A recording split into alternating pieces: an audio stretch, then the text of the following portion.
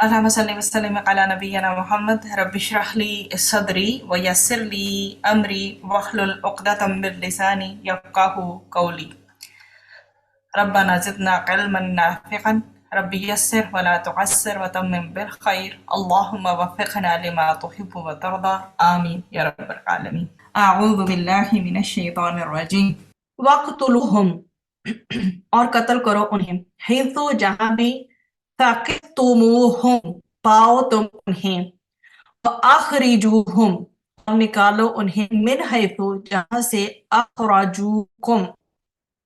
انہوں نے نکالا تمہیں والفتنۃ اور فتنہ اشد زیادہ سخت ہے من القتل قتل سے ولا اور نہ تقاتلوہم تم لڑو ان سے عند پاس المسجدی مسجد الحرامی حرام کے حتیٰ یہاں تک کہ یقاتلوکم وہ لڑے تم سے یقاتلوکم وہ لڑے تم سے فیہی اس میں فَإِن پھر اگر قاتلوکم وہ لڑے تم سے فَقْتُلُوهُمْ تو قتل کرو انہیں كَذَلِكَ یہی ہے جزاء بدلہ الکافرین کافروں کا اور ان کو قتل کرو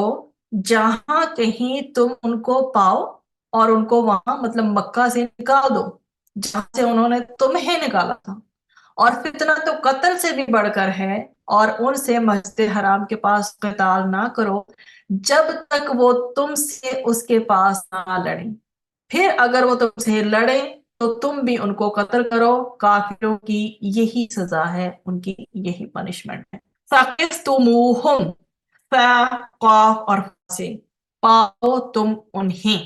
اور حیثو دو بار آیا ہے تو حیثو یہاں بھی جہاں بھی اور من حیثو یہاں پر بھی اور ہا یا فا اس کا روٹ ہے یہ آیت واقعہ حدیبیہ کے بعد اس وقت نازل ہوئی جب صلح کی شرط کے مطابق رسول اکرم صلی اللہ علیہ وآلہ وسلم نے صحابہ کرام کے ساتھ اس عمرہ کی قضاء کے لیے سفر کا ارادہ کیا جس سے پہلے کفار مکہ نے روک دیا تھا تو صحابہ کرام کو اس سفر کے وقت یہ خیال ہوا کہ کفار کی صلح اور معاہدے کا کچھ بھروسہ نہیں اگر وہ اس سال بھی جنگ کے لیے آمادہ ہو گئے تو ہمیں کیا کرنا چاہیے اس پر یہ آیت نازل ہوئی اس آیت میں اللہ سبحانہ وتعالی نے مسلمانوں کو واضح طور پر بتا دیا کہ اگر کافر تم سے قتال کریں تو تمہیں بھی پرمیشن ہے اجازت ہے کہ تم ان کو جہاں پاؤ قتل کر ڈالو اور اگر قدرت ہو تو جس طرح انہوں نے تمہیں مکہ سے نکال دیا تھا تم بھی ان کو مکہ سے نکال دو کسی کو قتل کرنا پڑ جائے اگر تو ٹھیک ہے قتل کرنا سخت برا کام ہے مگر کفار مکہ کا اپنے شرک و کفر پر جمے رہنا اور مسلمانوں کو حج و عمرہ سے روکنا اس سے زیادہ سخت و شدید ہے اس لیے ان کو قتل کرنا جائز ہے البتہ مسجد حرام کے آس پاس جس سے مراد پورا حرم مکہ ہے اس میں تم ان لوگوں سے اس وقت تک قتال نہ کرو جب تک وہ خود قتال کی ابتدا نہ کریں تو بیسیکلی تو یہ ہے کہ اس میں ہمیں روایات سے یہ ملتا ہے کہ حرم میں جو ہے وہ یہ سب کچھ الاؤڈ نہیں ہے تو نبی کریم صلی اللہ علیہ وسلم نے فتح مکہ کے دن فرمایا کہ اس شہر کو اللہ تعالیٰ نے آسمان و زمین کی پیدائش کے دن باحرمت کیا ہے اس لیے قیامت کے دن اللہ تعالیٰ کا حرام کردہ جو ہے وہ حرام رہے گا مجھ سے پہلے کسی کو اس میں قتل و قتال کی اجازت نہیں ہوئی اور میرے لیے بھی صرف دن کی 1 ساعت کے لیے حلال ہوا ہے اس کے بعد بدستور قیامت تک حرام ہے یہاں کی گھاس کاٹنا وغیرہ نہ کاٹا جائے نہ یہاں کا شکار بکایا جائے بخاری اور مسلم نے اس کو روایت کیا ہے تو حضرت جابر رضی اللہ عنہ کی روایت میں ہے کہ آپ صلی اللہ علیہ وسلم نے فرمایا کہ مکہ میں ہتھیار اٹھانا کسی کو حلال نہیں اور اسے مسلم نے بتایا گیا ہے اب یہ جو چیز ہے کہ وہاں پر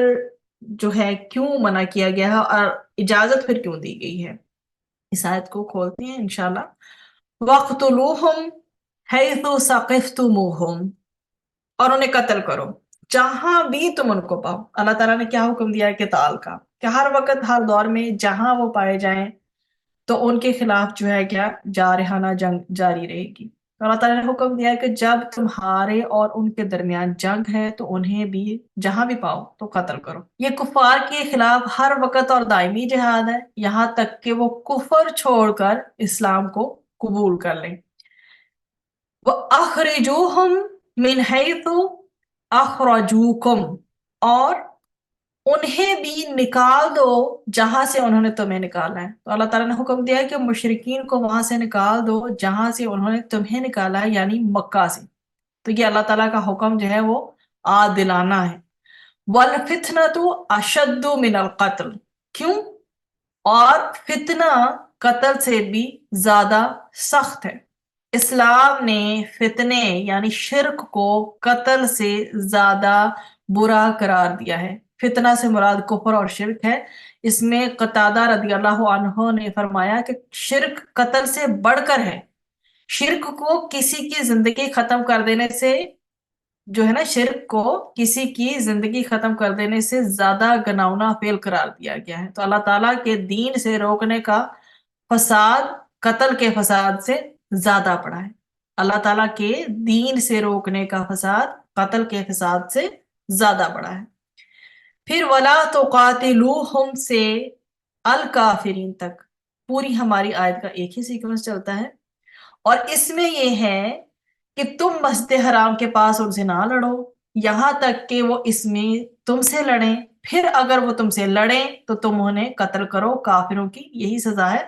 तो तुम मस्जिद हराम के पास उनसे ना लड़ो यहां तक कि वो उसमें तुमसे लड़ें। फिर अगर वो तुमसे लड़े तो तुम उन्हें कत्ल करो, काफिरों की ऐसी ही सजा है। अल्लाह सुब्हानहू व तआला ने इसमें कंप्लीटली क्लियर कर दिया है, वाजिया कर दिया है कि हरम में जंग ना करने का हुक्म उस वक्त तक है जब तक मुशरिक तुमसे जंग ना करें। अगर वो तुमसे जंग करें तो फिर आप भी उन्हें मारो, क्योंकि काफिरों का यही बदला है। और फिका का ये कायदा भी है कि तो दो बुराइयों में से एक को इख्तियार करना जरूरी है, तो कम तर बुराई को इख्तियार किया जाए ताकि बड़ी जो बुराई है ना उसका फिर सदैव मुमकिन हो सके। तो मस्जिद हराम को बेसिकली दारुल अमान करार दिया गया। इसे अवामुन्नास के एक सेंटर बनाया गया, एक मरकज करार दिया गया था। तो जंग की सूरत में मरकज मुतासर होने का पूरा खदशा था, इसलिए उसके करीब जंग करने से बाकायदा रोका गया। तो अल्लाह ताला ने रसूल अकरम सल्लल्लाहु अलैहि वसल्लम के जरिए हमें इस चीज की रूलिंग दी है। रसूल अकरम सल्लल्लाहु अलैहि वसल्लम ने फरमाया कि अल्लाह ताला ने इस शहर को आसमान और जमीन की पैदाइश के दिन ही से हराम जो है वो करार दिया है। लिहाजा ये अल्लाह ताला की हुर्मत पर कयामत तक कायम है। बस मेरे लिए एक दिन थोड़ी ही देर के लिए हलाल किया गया था, फिर इसकी हुर्मत हस्बे साबिक लौट आई। लिहाजा ना इसका दरख्त काटा जाए और ना इसकी घास उखेड़ी जाए। अगर कोई मेरे जिहाद की वजह से इसमें जवाद जंग का कायल हो तो उसे कह दो कि अल्लाह ताला ने अपने रसूल को इजाजत दी थी, तुम्हें नहीं दी। और बुखारी और मुस्लिम इसके पीछे रेफरेंस है। तो ये जो है किताल करने से, जंग करने से जो है कंडीशन उसके अकॉर्डिंगली बता दी।